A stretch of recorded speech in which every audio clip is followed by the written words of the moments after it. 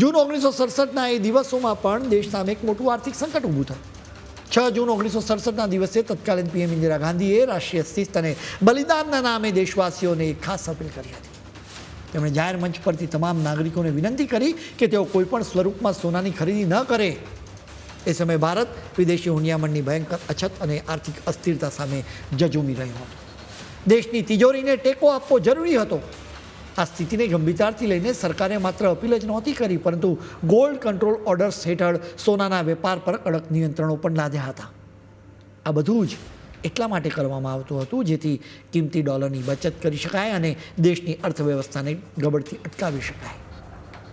હવે સીધા વર્ષ 2013માં પાછા આવીએ. એ સમયના પીએમ મનમોહનસિંહે સંસદમાં દેશની અર્થવ્યવસ્થા પર મહત્વનું નિવેદન આપ્યું હતું. તેમણે બહુ સ્પષ્ટ શબ્દોમાં કહ્યું હતું કે ભારતના લોકોએ હવે સોના પ્રત્યેનો મોહ ઓછો કરવો પડશે. તેમણે ભારપૂર્વક કહ્યું હતું કે દેશે આર્થિક રીતે મજબૂત થવા માટે સોનાની ખરીદી ઘટાડવી જોઈએ અને તેની સાથે જ પેટ્રોલિયમ પેદાશોનો વપરાશ પણ ઓછો કરવો જોઈએ. તેમણે વધુમાં ઉમેર્યું કે અત્યારે સમયનો તકાજો છે કે આપણે નિકાસ વધારવા પર ધ્યાન આપીએ અને બિનજરૂરી આયાત પર બ્રેક લગાવીએ.